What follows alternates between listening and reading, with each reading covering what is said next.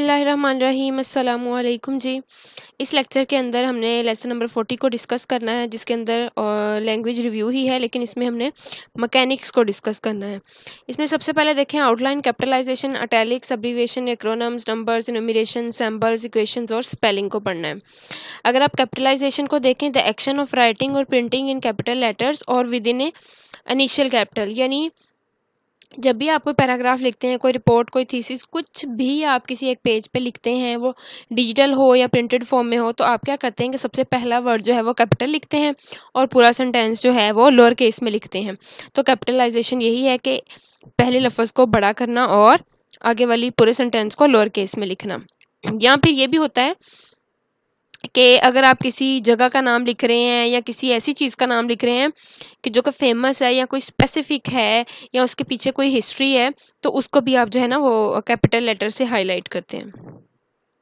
अगर इटैलिक्स देखें, इटैलिक्स पता क्या होते हैं? जो भी आप कुछ बुक के अंदर जर्नल या कोई न्यूज़ लेटर होता है, आपका कोई मैनुअल होता है, उसके अंदर जब आप पैराग्राफ लिखते हैं ना, तो उसका डिज़ाइन चेंज कर देते हैं।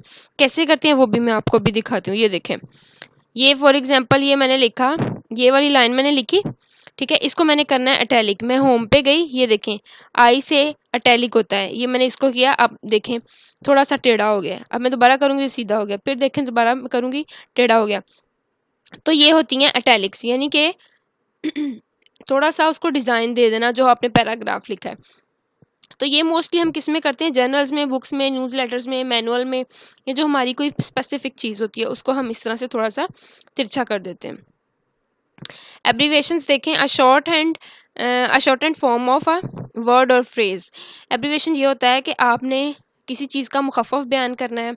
अब 3 वर्ड्स हैं, स्टैंड कह लें, एब्रीविएशन कह लें या मुखफ़्फ़फ़ कह लें, सारी एक ही बातें हैं।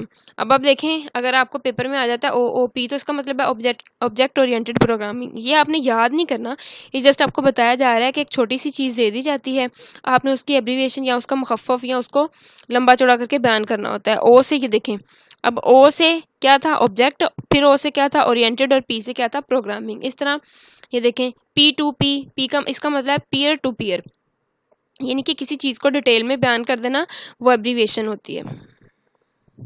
एक्रोनम्स क्या होते हैं? वो भी एब्रीविएशन की तरह के होते हैं।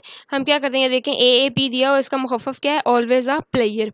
AAR, एट एनी रेट, ठीक है। इस तरह से शॉर्ट फॉर्म में चीज़ें दी होती हैं, और एक्रोनम्स का मतलब है कि हमने विद ए कैपिटल लेटर हमने जो है, ये देखें, as a matter of a fact. अब आप देखें, आपने फैक्ट का भी F बड़ा लिखा, एज का ए बड़ा लिखा है, ठीक है।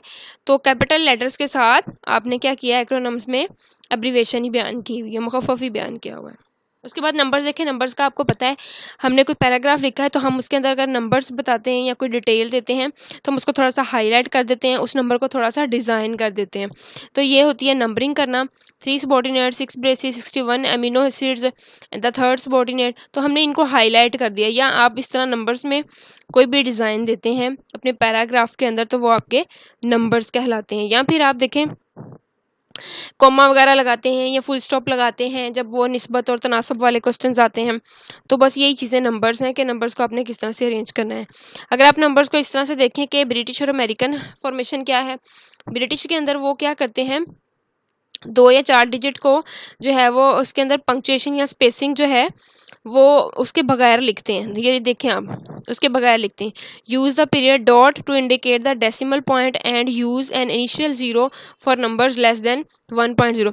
अब आपको ये एक MCQs भी आ सकता है कि आप पीरियड कब यूज़ करते हैं, ठीक है, और आप ज़ीरो कब यूज़ करते हैं। तो आपने क्या कहना है कि पीरियड हम इंडिकेट करते हैं डेसिमल पॉइंट को शो करने के लिए, ये देखें डेसिमल पॉइंट को शो किया हुआ है, और ज़ीरो किस लिए हम यूज़ करते हैं कि लेस देन नंबर्स को शो करने के लिए।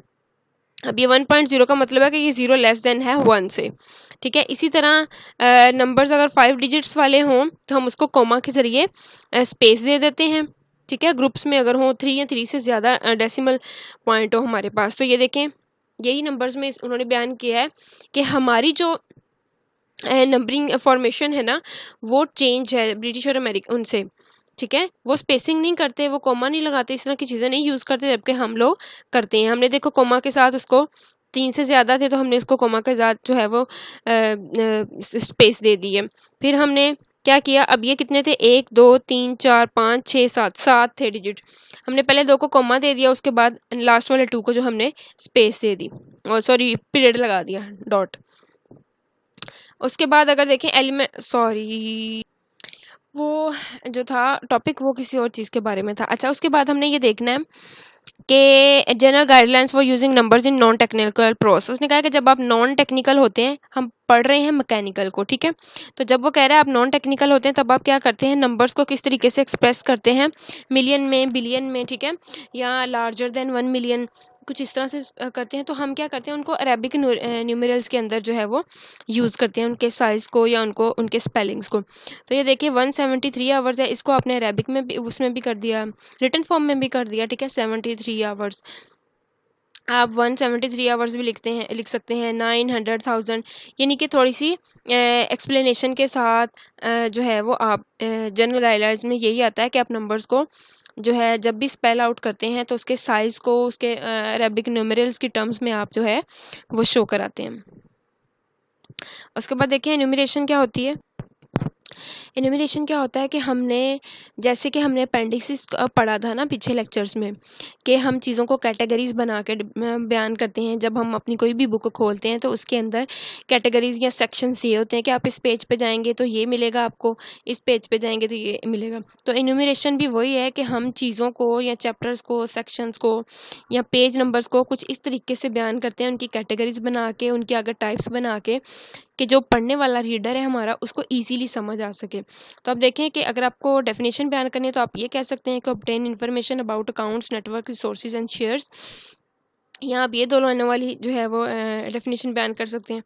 अगर आगे उन्होंने एक टॉपिक दिया होता है चैप्टर सेक्शन एनुमरेशन, उसमें भी यही होता है कि अगर आपके पास एक चैप्टर है, आप उसकी कैटेगरीज बयान करते हैं कि इस चैप्टर में ये आउटलाइंस आप पढ़ेंगे, फिर आप उसकी टेक्निक बताते हैं कि इसमें आप विंडोज़, यूनिक्स और लिनक्स पढ़ेंगे। तो ये एक एग्जाम्पल है, ठीक है, एनुमरेशन की। आगे होती है पेजिनेशन। पेजिनेशन का आपको पहले भी पता है क्या करते हैं, हमने कोई बुक पब्लिश की है तो हमने हर बुक के हर पेज को नंबरिंग दी होती है, ठीक है। तो ये pagination is the process of separating print और digital content into discrete pages, कि जो आपका प्रिंटेड फॉर्म में आपके पास डाटा होता है, कंटेंट होता है, आप उसको डिस्क्रीट फॉर्म में या डिस्क्रीट पेजेस में शो करते हैं। तो ये देखें, जब भी आपको यूट्यूब या कोई गूगल करते हैं कोई चीज़ें, तो सबसे एंड पे जाएं तो इस तरह की पेजिनेशन की होती है कि पहले पेज पे आपको ये वाली इन्फॉर्मेशन मिलेगी, दूसरे पे क्लिक करेंगे तो और इन्फॉर्मेशन मिलेगी, ठीक है, तीसरे पे क्लिक करेंगे तो और इन्फॉर्मेशन मिलेगी। यहाँ से आप आगे जा सकते हैं, यहाँ से आप पीछे जा सकते हैं। ये देखें जैसे कि यहाँ पे लिखा हुआ है, ये क्यों आगे जा रहा है बार बार, प्रीवियस और नेक्स्ट, ठीक है। यही होती है पेजिनेशन, कि आपने किसी चीज़ को सेपरेटली बयान करना है। हर पेज पे एक अलग इन्फॉर्मेशन होती है। जिस तरह आप कोई भी बुक खोलें तो हर पेज पे कंटेंट अलहदा होता है, ठीक है, मतलब पढ़ने के लिए एक पेज पे कोई और बात की होती है, दूसरे पे कोई और, तीसरे पे और, तो वो पेजिनेशन होती है कि नंबरिंग करना। टेबल्स एंड फिगर्स देख, कोई भी आपके पास वैल्यू है, कोई भी आपके पास टेक्स्ट है, उसको जब आप रोज़ और कॉलम्स की फॉर्म में शो करते हैं तो वो आपके टेबल्स कहलाते हैं, ठीक है। तो अभी अगर यहाँ पे देखें टेबल क्या है, नंबर्स इन वर्ड्स, नंबर और वर्ड्स इन कॉलम्स और रोज। अब आपके पास एक प्रोसेस था, उसको आपने नंबरिंग में शो कर दिया, उसकी कॉस्ट क्या थी उसको भी, ठीक है, उसकी कॉस्ट रिडक्शन क्या थी उसको भी, यानी कि कोई इन्फॉर्मेशन थी या कोई आपके पास टेक्स्ट था, आपने उसको रोज़ और कॉलम में जो है वो एक्सप्रेस कर दिया, वो आपका टेबल कहलाया। ये 1, 6.4 और 1.8 ये आपकी इस तरफ को रो जा रही है। अगर आप नीचे की तरफ देखें तो ये आपके कॉलम बन रहे हैं। तो ये होती है कॉलन और रोज के अंदर चीज़ों को एक्सप्रेस करना हमारा टेबल कहलाता है। फिगर्स में क्या होता है, चार्ट्स होती हैं, ग्राफ्स, ड्राइंग्स, फोटोग्राफ्स, मैप्स, ये सारे फिगर के अंदर आ जाते हैं। जब आप इस तरह की चीज़ें बना के, चार्ट या कोई ड्राइंग बना के अपने कंटेंट को, अपने टेक्स्ट को उसके ऊपर प्लेस करते हैं, जैसे कि ये उन्होंने अपना कंटेंट दिया हुआ कि 2007 में ये हुआ, 8 में ये हुआ, ये उनकी परसेंटेज निकाली हुई है, तो ये सारी क्या कहलाती हैं, हमारी फिगर्स कहलाती हैं, ठीक है। उसके बाद सैम्पल्स क्या होती हैं, आपको भी पता है सैम्पल्स क्या होती हैं, कि हम जब इक्वेशंस यूज़ करते हैं तो हम उसके अंदर सैम्पल्स का इस्तेमाल करते हैं। फॉर एग्जांपल यहाँ पे देखें आप, यहाँ पे मैं क्लिक करती हूँ इंसर्ट, यहाँ पे जाएँ, ये देखें इक्वेशंस। इक्वेशंस आप कोई भी इक्वेशन अगर आपको ज़रूरत है वो प्लेस कर सकते हैं। उसके बाद यहाँ पे सैम्पल्स का ऑप्शन है, अभी फ़िलहाल एडिटिंग में नहीं है जिसकी वजह से ये सैम्पल शो नहीं कर रहा, ठीक है। तो इस तरह से आप क्या करते हैं, अपनी सैम्पल की सिलेक्शन करते हैं कि हमने यहाँ पे कौन सी सैम्पल यूज़ करनी है। ये फैंसी टेक्स्ट सैम्पल में आ जाती हैं, और भी सैम्पल्स होती हैं, ठीक है। इसके अलावा आप जब व्हाट्सएप यूज़ करते हैं तो उसमें भी काफ़ी सैम्पल्स होती हैं अपनी फीलिंग्स एक्सप्रेस करने के लिए, ठीक है। तो ये सैम्पल्स का आपको पता ही है। उसके बाद इक्वेशंस क्या होती हैं, हर इक्वेशन जो है कोई ना कोई स्टेटमेंट को शो कर रही होती है। अगर डेफिनेशन देखें, an equation is a statement that asserts the quality of two expressions. For example देखें, x plus 5 is equal to 10 है। x यहाँ पे क्या है, एक वेरिएबल है, प्लस क्या है, एडिशन का, यानी एडिशन इसी की बेस पे हो रही है। 5 क्या है, यहाँ पे एक वैल्यू है, ठीक है। 10 यहाँ पे क्या है, what x plus 5 is equal to, के ये जो रिजल्ट दे रहा है वो है।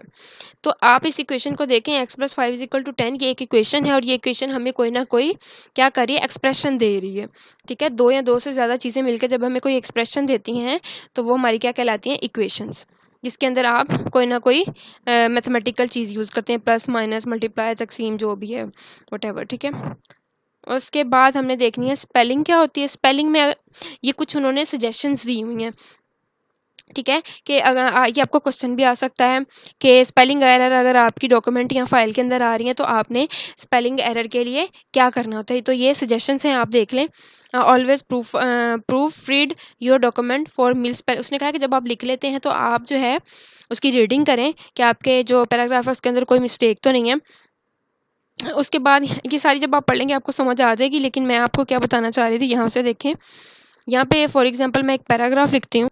फॉर एग्जांपल मैंने ये पैराग्राफ लिखा, ठीक है। यहाँ पे तो आपको नहीं शो हो रहा, लेकिन अगर इसमें शॉर्ट करूँ तो ये देखें रेड लाइन शो हो रही है। ये क्या कर रही है, ये कह रही है कि आपकी स्पेलिंग मिस्टेक है। तो मैं क्या करूँगी, ये देखें, मैं इसको अलग कर दूँगी, फिर इसको अलग कर दूँगी। अब आपको यहाँ पे चीज़ की भी समझ आ रही है कि कौन सा वर्ड है, ब्रिटिश और ये कॉमनवेल्थ, यानी कि अलग अलग हमने कर दिया तो वो एक वर्ड बन गया और उन वर्ड की हमें समझ भी आ रही है। तो स्पेल एरर में यही होता है कि जब आप अपना पैराग्राफ लिखते हैं तो उसमें कोई ना कोई मिस्टेक नहीं होनी चाहिए, आपने इन चीज़ों का ख्याल रखना है। उसके बाद देखें, ये आपने लाजमी याद करने हैं पॉइंट्स, ठीक है। उसके बाद देखें, अगर आपको क्वेश्चन आ जाए ना कि डिफरेंट डिक्शनरीज़ हैं जिसकी वजह से हम जो है अपनी स्पेलिंग जो होती है वर्ड्स की, उनकी कन्फ्यूजन को दूर कर सकते हैं या उनको रिजॉल्व कर सकते हैं, तो वो ये होती हैं डेस्क डिक्शनरीज़, ठीक है, अनब्रिज डिक्शनरीज़, ESL डिक्शनरीज़ और टेक्निकल डिक्शनरीज़। आपने ये इनके नाम याद रखने हैं। और लेक्चर होता है ख़त्म। Please like share and subscribe my channel. Like ज़रूर किया करें, मुझे बहुत खुशी होती है और किसी को एक खुशी यानी स्माइल देना भी सबका है।